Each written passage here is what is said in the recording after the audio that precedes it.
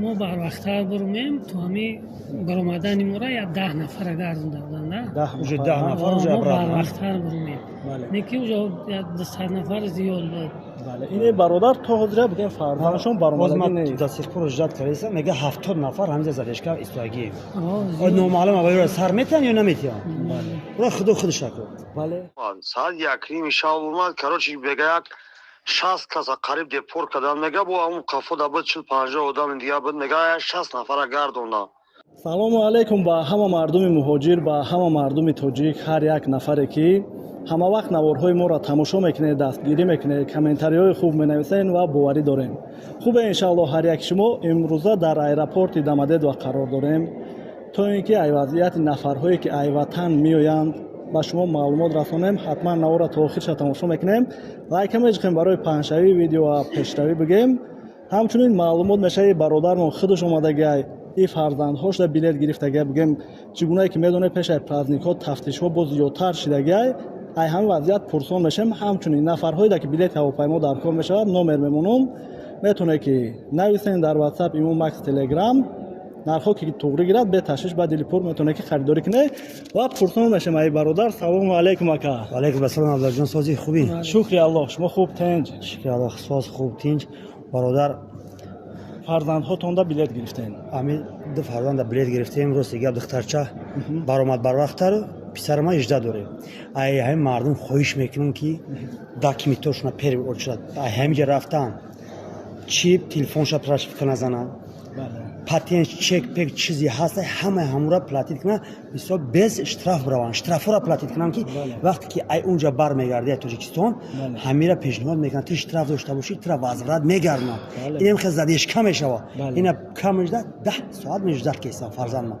و یک چیز دیگه را بگم که هم دخترتون را بلیط خریدین هم پسرم دا برای زنها را 3 سال نام کردن. کجا میرین آدرس میپرتو اول شهر داری به شهر میرای نفرهایی که زنها یا که قدی فرزندهاشون آمدنی باشن نظر به مردها را بچه‌ها یاشا به تشویش bez اوچاد و یا تپسکا میکنن. بعداً هواپیما کی فرآمدگی بود؟ ساعتی 10:20 بود 10:15 بود روزانه ای تاجیکستان کلوب 6:20 پرید بود. این زمان خطا نکنیم ساعت 7:30 شد در سیخور اجداد کردیم. بله ما خیلی شد اینجا بودیم بگیم هم صحبت هم شدیم قطعی نفرهای برآمدگی بعضش میگن 20 نفر بعضش میگن 28 نفر گردوندن یک ریس. بله هم خیلی گوی هست برادر. ولی نامعلومه اونجا چی گپه اینجا درسه هم دوشنبه هم کلوب. بله یا 30 تایی ای درست میگردن یا که 30 نفر ای یک ریس. بله رحمت میشه شکر خدا. ساعت 1 شب اومد ساعت 1 شب اومد کاروچی بگه 60 کس قریب دپور کردن میگه با اون قفو دبل 40-50 آدم دیگه بود میگه 60 نفر گردوندن. ساعت 1 برمد 1 شب تا اومدیم خونه که уже ساعت 3:04 شد. و اینجا برای نفرهایی که آمدنیان تا 15 ما را پرازنیکا ما پیش یارا می اومدیم این خیلی بد من نمیکردم بگیم توصیه ما اگر که امکانیت باشه بعد از 15 مای بیاد بعد ای 20 بجه بیاد که همین پرازنیکو همش ادمیچات کنن پرزنتین شو بعد بیاد تفتیشو کمتر میشوند و پرازنیکو هم کم میشود کارشون سر میشود. بله و ای برادر برآمدگی هم پرسون میشن. سلام علیکم. و علیکم السلام. خوب تنجا شکر الله.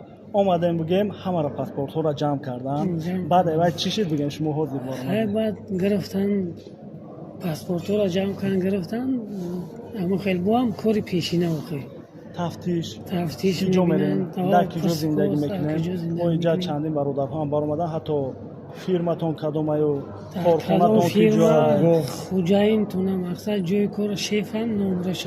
بله نمره تلفنش نام فامیلیش. بله در ورق هم بنویسن بیان میشود بعضی در خاطرشون در ورق هم بنویسن بچه‌ها در تلفن هم زمید کرده می‌نویسی تلفن نشون میدی.